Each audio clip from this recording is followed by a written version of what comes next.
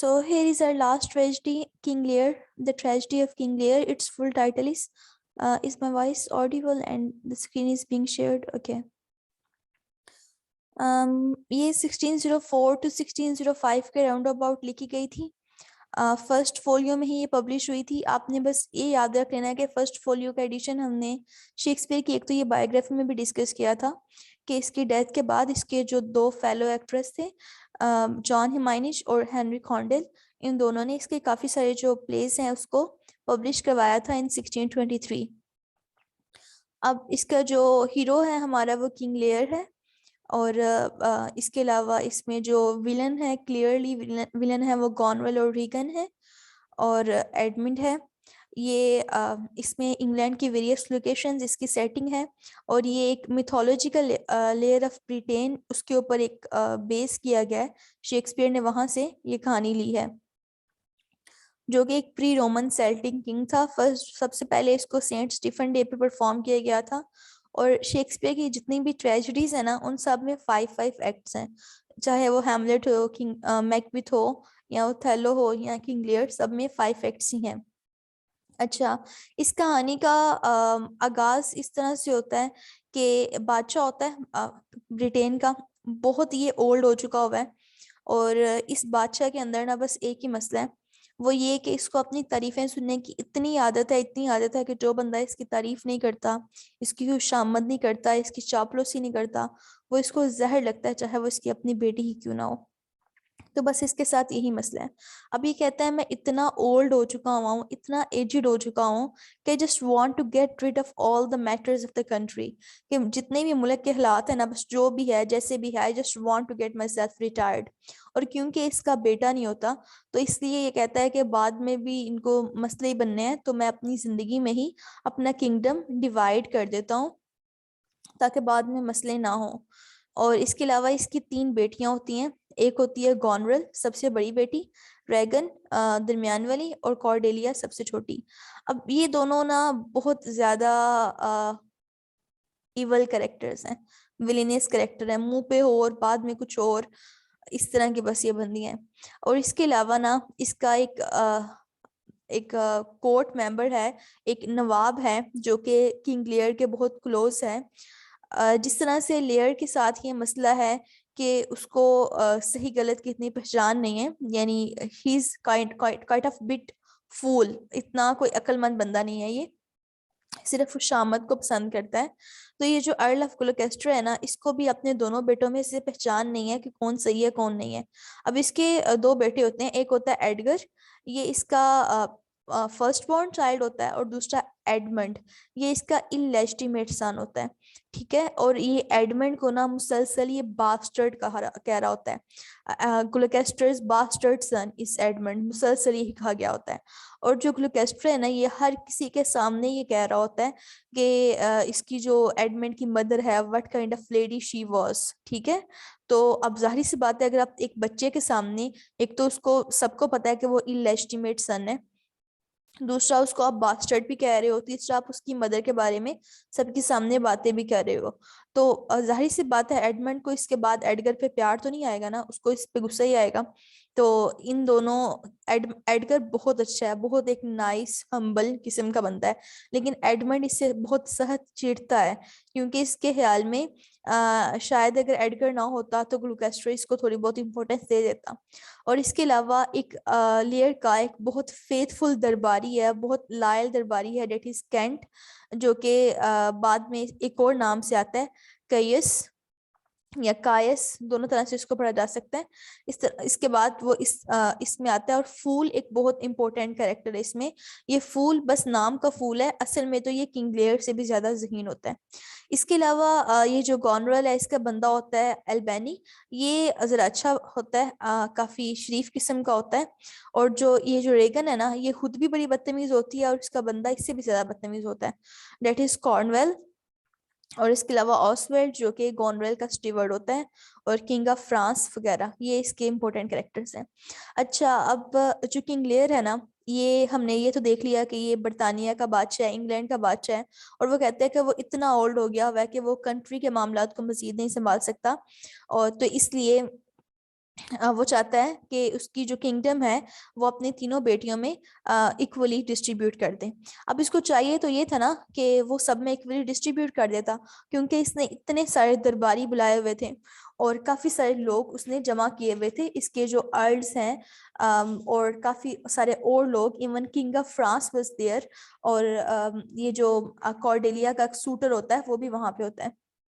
तब इसको चाहिए था चुपचाप वो आराम सुकून से इसको अपने जितना भी किंगडम है उसको डिवाइड कर देता।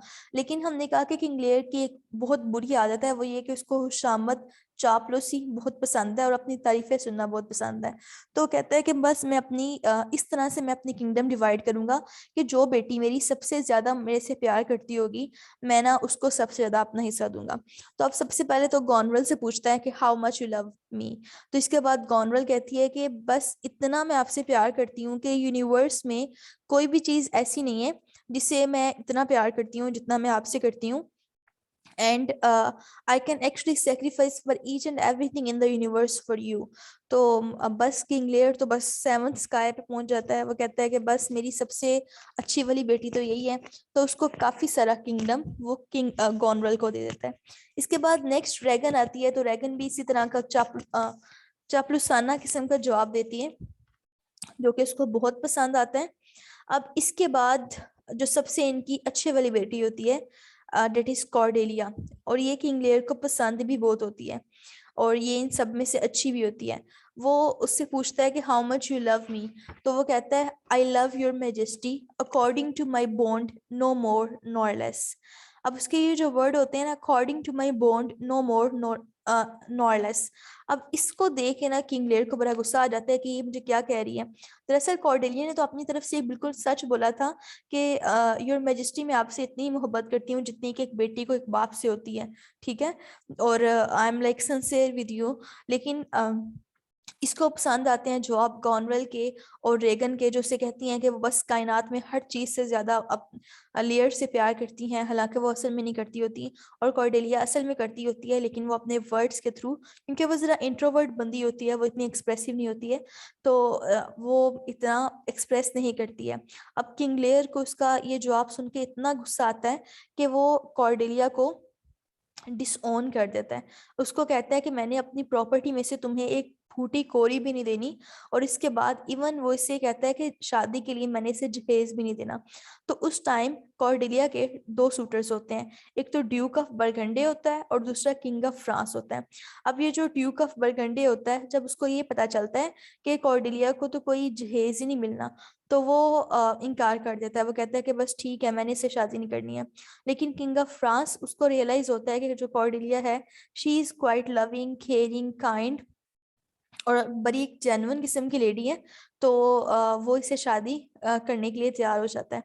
अब इसके बाद जो किंग लियर है ये अपना किंगडम अपनी दोनों बेटियों गॉनरल और रेगन के अंदर डिवाइड कर देता है। और इसके बाद वो कहता है कि मैं ना अपना जो लाइफ है उसमें हाफ डेज गॉनरल के पास रहा करूंगा और हाफ रेगन के पास।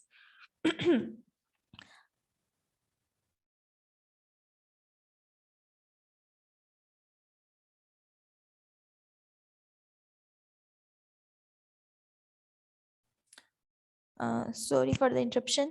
ओके, वो कहता है कि हाफ डेज मैं अपने गॉनवेल के पास और हाफ ड्रैगन के पास रहा करूंगा।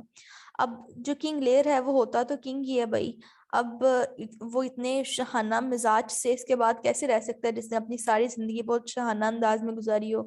तो वो अपने साथ 100 नाइट्स दिया करता है। एक फूल अक्सर ऑल टाइम उसके पास रहा करता है। तो इसने उन सब के साथ ही आधा दिन, आधा जो टाइम है अपने मंथ का वो गॉनवेल के पास, और आधा यानी 15 डेज ड्रैगन और 15 डेज गॉनवेल के पास गुजारने हैं। अब जब किंग लेयर ये सारा कुछ कर रहा होता है ना, तो उसका जो मोस्ट फेथफुल दरबारी है अर्ल ऑफ कैंट, ये उसे कहता है कि आप सही नहीं कर रहे हैं, you are making a huge mistake, और आपको ऐसा नहीं करना चाहिए। तो किंग लेयर को तो चढ़ गुस्सा जाता है। वो कहता है कि लो अब तुम मुझे बताओगे कि मैंने क्या करना है क्या नहीं करना। वो कहता है बस ठीक है, तुम भी यहाँ से अपने साजो सामान समेत दफा हो जाओ और दोबारा मुझे इस किंगडम में नजर ही मत आओ, ठीक है। तो इस तरह से वो अपने मोस्ट फेथफुल जो कोर्टियर होता है, दरबारी होता है, उसको भी वो बैनिश कर देता है। अब यहाँ पे एक सब प्लॉट आता है, वो सब प्लॉट ये आता है कि जो ग्लूकेस्टर है वो जो कि अपने इल एस्टिमेट बेटे एडमंड को ऑल टाइम बास्टर्ड कहा करता है और उसकी मदर के बारे में भी काफी सारे जोक्स क्रैक किया करता है। वो कहता है कि I need to find out a plan to actually kill Edgar, कि मुझे कोई ना कोई प्लान बनाना है जिसके जरिए एडगर जोन्स है वो मेरे रास्ते से हट जाए। तो वो ये कहता है, किसी तरह से वो यकीन दिलाने में कामयाब हो जाता है हर रे को कि जो एडगर है दरअसल वो ग्लूकेस्टर को कत्ल करने की साजिश कर रहा है ताकि वो ग्लूकेस्टर की जो वेल्थ है उसके ऊपर कब्जा कर ले। अब जब हर बंदा इस बात पे यकीन करना शुरू कर देता है तो एडगर भाग जाता है और अपने आप को डिस्गाइज कर लेता है पुअर टॉम की शक्ल में, एक होमलेस जो बैगर होता है, यानी वो अपना हुलिया चेंज कर लेता है और एक वो भिखारी की जिंदगी गुजारना शुरू कर देता है और अपना नाम भी एडगर से पुअर टॉम उसका नाम हो जाता है। अब इन द मीन वाइल जो गॉनरल है और उसका जो हस्बैंड है एल्बनी, वो उसके साथ लियर अपनी जिंदगी गुजार रहा होता है। तो अब रास्ते में जो केंट है, केंट ऐसा करता है, हमने देखा ना केंट को उसने बैनिश कर दिया, लेकिन केंट जिला वतन होता नहीं है, वो अपना कायस एक रूप बदल के और नया नाम लेके वो किंग लेयर के साथ ही रहना शुरू कर देता है और किंग लेयर उसको अपने सर्वेंट के तौर पे अपने साथ रख लेता है। अब ये जो गॉनरल है, क्योंकि इसको किंगडम तो मिल गया हुआ है, अब इसको लेयर मेकिंग लेयर में बिल्कुल भी कोई इंटरेस्ट नहीं है। तो ये तो ये कहती है कि मेरा घर है, कोई होटल नहीं है कि जिसमें तुम अपने 100 नाइट्स को और अपने साथ अपने सर्वेंट को भी लेके आ जाओ। तो ये किंग लेयर को कहती है कि तुम अपने पास ना 50 नाइट्स रखो बस, और 50 जो नाइट्स हैं ये तुम इन्हें फारिग करो, इतने नाइट्स रख के तुमने क्या करने हैं। और इसके अलावा ये कि ये काफी बहुत बुरा सलूक भी करती है। अब किंग लेयर को तो गुस्सा चढ़ जाता है, वो कहता है कि मैंने बस तुम्हारे पास रहना ही नहीं है। वो गॉनवेल को छोड़ के रेगन के घर रहने के लिए आ रहा होता है। मीनवाइल गॉनवेल बता देती है रेगन को कि लेयर तुम्हारे पास आ रहा है। तो रेगन जोन सी है वो अर्ल ऑफ ग्लूकेस्टर के घर में चली जाती है। अब इसके बाद लेयर जब अर्ल ऑफ ग्लूकेस्टर के घर में जाता है तो वहां पे गॉनवेल और रेगन दोनों इकट्ठी हुई होती हैं। तो ये दोनों कहती हैं पहले तो हम तुम्हें कह रहे थे ना कि 50 नाइट से छुटकारा हासिल करो, 50 अपने पास रखो, अब तुम 25 अपने पास रखो, और जो 75 नाइट्स हैं तुम ये जो उनसे दोबारा से कंट्री को रिटर्न करो, तुमने इतने नाइट्स रखे क्या करने हैं अपने साथ। तो अब जब किंग लेयर को रियलाइज होता है कि ये जो दोनों काफी बदतमीज हो गई हुई हैं और इनका जो लव है it was not a true love, rather they were just too hypocrite, और इसने कितनी बड़ी गलती कर दी है। अब मुसलसल एक स्टॉर्म, एक तूफान जाता है और किंग लेयर इसी तूफान में बाहर निकल आता है। इसके बाद फूल किंग लेयर को समझाता है और इसके बाद उन्हें एक शेल्टर में, एक शेल्टर हाउस में लेके आता है, जहाँ पे जो पुअर टॉम होता है जो कि एडगर होता है ग्लूकेस्टर का बेटा, वो भी वहां पे होता है। और इसके बाद उसको रियलाइज होता है कि किंग लेयर को अपनी गलतियों का, डेट ही actually didn't do a good job by disowning Cordelia and dividing his kingdom between Rhaegar and Cordelia। अब इसके बाद जो ग्लूकेस्टर है ना, वो कहता है कि जो मर्जी हो, मैंने किंग लेयर की हेल्प करनी है, तो वो उन्हें पनाह भी देता है। और इसके बाद ग्लूकेस्टर ये भी कहता है कि इनको कॉर्डेलिया को ज्वाइन कर लेना चाहिए, क्योंकि कॉर्डेलिया को पता चल जाता है कि किंग लेयर के साथ अच्छा सलूक नहीं हो रहा होता, तो वो अपनी फ्रेंच आर्मी लेके ब्रिटेन के ऊपर अटैक करती है और ग्लूकेस्टर इसकी सपोर्ट करता है। तो इन द मीन वाइल जब दोबारा से वो अपने घर जाता है तो जो गॉनवेल और रेगन होती हैं ये कहती हैं कि ग्लूकेस्टर ने हमारे साथ गद्दारी की है कॉर्डेलिया के साथ हमदर्दी दिखा के, तो इसलिए इसको कत्ल कर देना चाहिए। तो अब ये जो दरमियान वाली बेटी होती है रेगन, और हमने कहा था कि उसका जो हस्बैंड है कॉर्नवॉल, ये भी बहुत बदतमीज होता है। तो रेगन और कॉर्नवेल क्या करते हैं, ये ग्लूकेस्टर की जो आंखें हैं वो निकाल देते हैं। और इस सीन की वजह से इसको कहा जाता है कि it's like Shakespeare's most gruesome tragedy, कि इसके अंदर काफी ज्यादा वायलेंस शो दिखाई गई है, जैसे इतने ज्यादा मर्डर्स का होना और ग्लूकेस्टर की आंखें निकाल देना, ये काफी ज्यादा एक वायलेंट सीन था। अब जब इसकी आंखें निकाल दी जाती हैं तो हमने एक वो बहुत फेमस किस्म की लाइंस पढ़ी हुई है, we are as to gods as flies to wanton boys the killers for their own spot, तो ये ग्लुकोस्टर इसके बाद ही बोलता है। अब इसके बाद जब एक जो ग्लुकोस्टर का सर्वेंट है, क्योंकि ग्लुकोस्टर भी आम बंदा नहीं है, एक रॉयल फैमिली से तो नहीं, लेकिन वो कम से कम नोबिलिटी का पार्ट जरूर है, कोर्ट का पार्ट जरूर है। तो ग्लुकोस्टर का जो सर्वेंट है वो कॉर्नवेल को ही कत्ल कर देता है, और इसके बाद जो रेगन है वो सर्वेंट को कत्ल कर देती है। मतलब there are so many tragedies which are happening in this tragedy.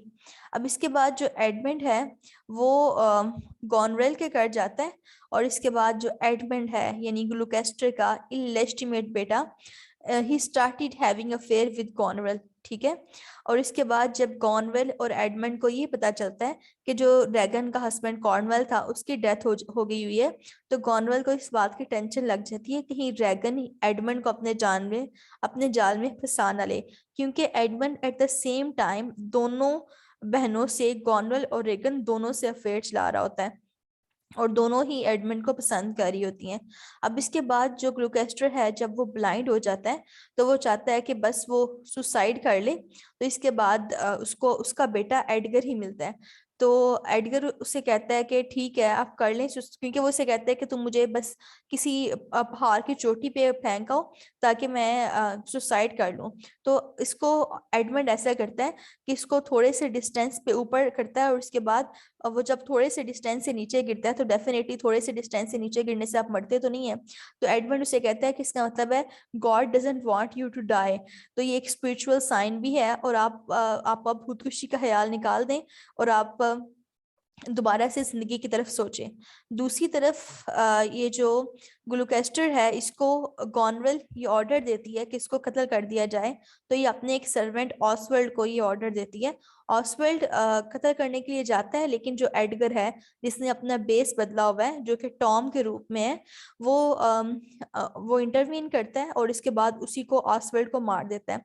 मरने से पहले ऑसवर्ल्ड उसे एक लेटर देता है जिसके ऊपर गॉनवेल ने एडमंड से ये कहा होता है, गॉनवेल जो इनकी सबसे बड़ी वाली क्लियर की बेटी होती है, उसने एडमंड से ये कहा होता है कि तुम मेरे हस्बैंड एल्बनी को मार दो ताकि मैं और तुम फिर ही इकट्ठे हो सकेंगे।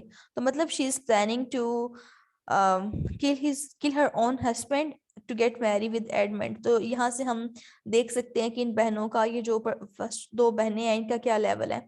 अब इसके बाद काफी ज्यादा ड्रामा होता है, और इसके बाद जो लियर है वो इवेंचुअली कॉर्डेलिया के साथ मिलता है, और इसके बाद वो इतना वो रिपेंटेंस से, रिग्रेट से आधा को पागल हो चुका होता है। अब इन द मीन वाइल जो फ्रेंच फोर्सेस हैं जिनको कॉर्डेलिया लीड कर रही होती हैं वो हार जाती हैं, और इसके बाद जब वो हार जाती हैं तो अब जो एडमंड है ना वो मेन सुप्रीम रूलर है। तो अब इसमें जो एडमंड है ना वो ऑर्डर देता है कि कॉर्डेलिया को और किंग लियर को कैप्चर कर लिया जाए, पकड़ लिया जाए और इनको सीक्रेटली कत्ल कर दिया जाए। अब वो तो ये ऑर्डर इसलिए देता है कि कॉर्डेलिया जोनसी है वो हिस्सेदार न बने दोबारा से किंगडम में।